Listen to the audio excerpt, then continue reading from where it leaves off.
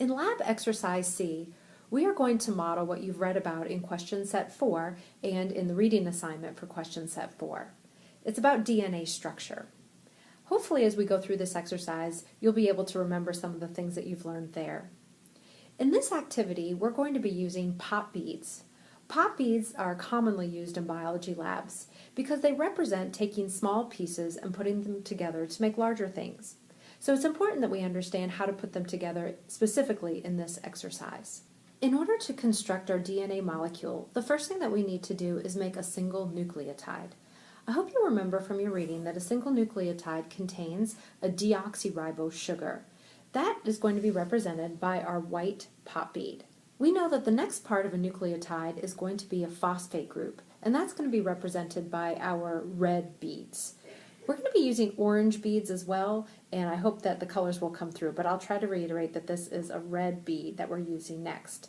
We'll be using a lot of the white and the red beads because every single nucleotide will have the same deoxyribose and a phosphate group. It's important that we hook them together the right way.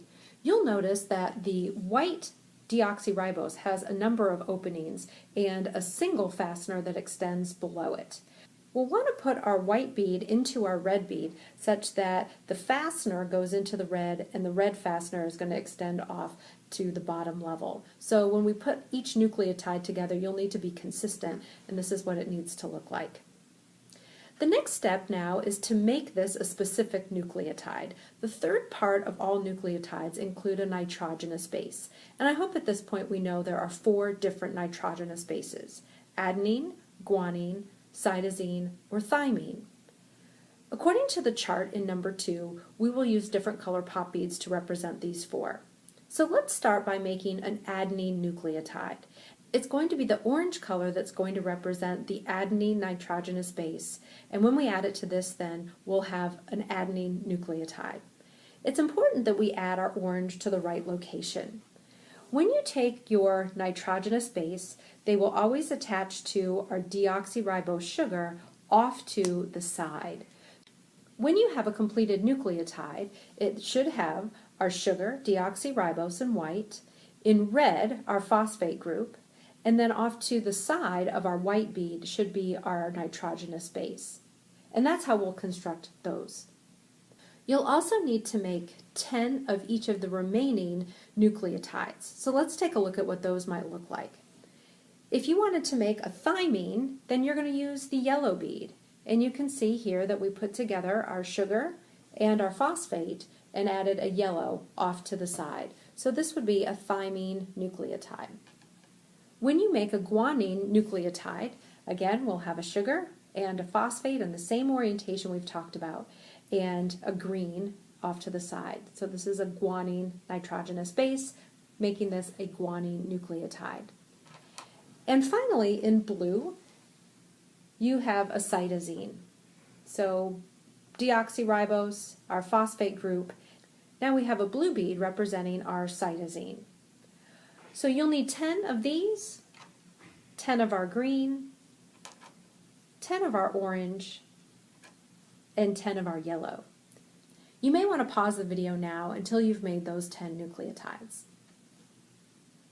Now that you have your nucleotides made, we can start linking them together to form our molecule of DNA. I hope we remember that DNA is a double strand, but in order for us to start, we actually need to make a single strand. Once you have your piles of nucleotides, you're going to be linking together 20 of your nucleotides together to make a single strand of DNA. You can put them in whatever order you wish. Let me show you how these are going to fit together so we understand how to make a single strand. If you have one nucleotide, the sugar and the phosphate are going to form a backbone. This is the one in blue that represents a cytosine. If I want to link this now to a T, then I will bring a T here, and we're going to link the red phosphate group of 1 into the white deoxyribose sugar of another. So if you can see this, so here you can see that this is our blue nucleotide, this is our yellow thymine nucleotide, and we linked the phosphate group of 1, and we've linked the phosphate group of 1 into the sugar of another. Let's add another one. Let's add a green nucleotide. Green is representing for us the guanine nucleotide. Now the phosphate of this is going to go into the deoxyribose of the neighboring nucleotide. And so our strand is growing. And then finally, let's add in our one with orange. I happen to be using all of these, but you could put 2 blues in a row or green, yellow, green, whatever you decide. We'll want to take the phosphate group of 1 and put it into the sugar of the neighboring one. So this is a good start on our single-stranded DNA. There's a couple things that you should notice about this. Remember from your reading that we have sugar, phosphate, forming what we call a backbone. So this is going to be the side, and then what's going to be sticking off the other side is going to be our nitrogenous bases. And this is something that we're going to use when we're constructing our second strand. You'll need to put 20 of these together in order, and of course you'll need to take a picture of this and include it in your PowerPoint presentation.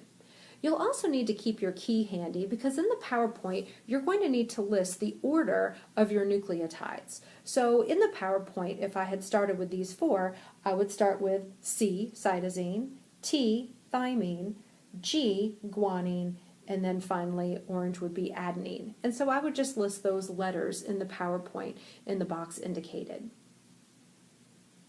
Here I've linked together 10 nucleotides. Remember that you'll have 20. Once you have your nucleotides linked together in this way, with your sugar-phosphate backbone on one side and your nitrogenous bases on the other side, it's time to make your second strand. We're going to go nucleotide by nucleotide, making sure that we provide the correct complementary base, nitrogenous base, for the nucleotide you've already put in place. So let's start here at the top. We know that blue is going to represent cytosine. So what's the complementary base to cytosine? Well, C always goes with G, and so our G is represented by the color green. So you'll want to get a green nucleotide, and now we'll need to link them together in the center. In your kit, you also had a package of some clear connector pieces, and these are representing hydrogen bonds that are going to join together your nitrogenous bases in the middle of your DNA double helix. So if we take our blue color and we put our connector piece there, and then we link it,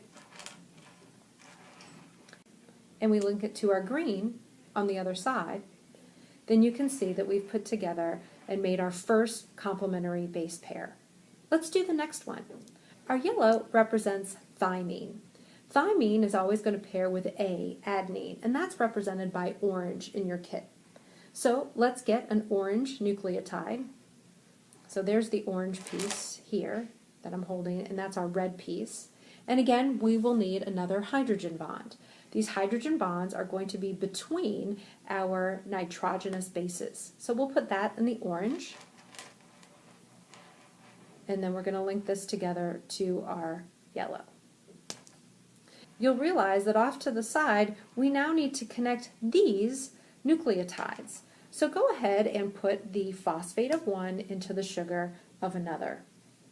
As we've linked these together with the hydrogen bonds in between our nitrogenous bases and linking together our sugar and our phosphates along the side, we're starting to see that classic DNA double helix where we will have a strand here and we'll have a strand here.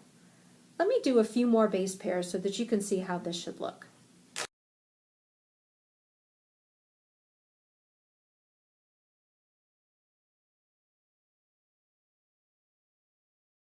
As you link together your nucleotides, this is what your growing double helix should look like. You'll want to double check as you go that you have green and blue matching up. Those are complementary base pairs. And anywhere you have a yellow, you'll have an orange meeting up. So you want to make sure that those colors are correct and match the key in number 2. Your original single strand will have 20 nucleotides, and so it'll grow to be much longer than this. So you'll continue to finish all the way down. So eventually you'll have a completed molecule that will have 2 sides to it. Again, you'll need to record these in your PowerPoint that you're going to submit for this lab. I hope using these pop beads gives you an idea of the structure of our DNA. We're able to see really nicely how off to the sides we have our backbone and then another backbone on the other side, whereas in the middle, like in a ladder, the rungs of the ladder are going to be made by our nitrogenous bases that are linked together by hydrogen bonds. Remember too that the plastic piece that we have in between our two nitrogenous bases may represent more than one hydrogen bond. For example, between A and T, our hydrogen piece represents 2 hydrogen bonds, where between C and G, there are actually 3 hydrogen bonds. So this model is a little simplistic in that way. Please feel free to email me or call me if you have any questions about this. At the end of this lab, you'll want to make sure that you save your model. We're going to use it again in lab exercise D.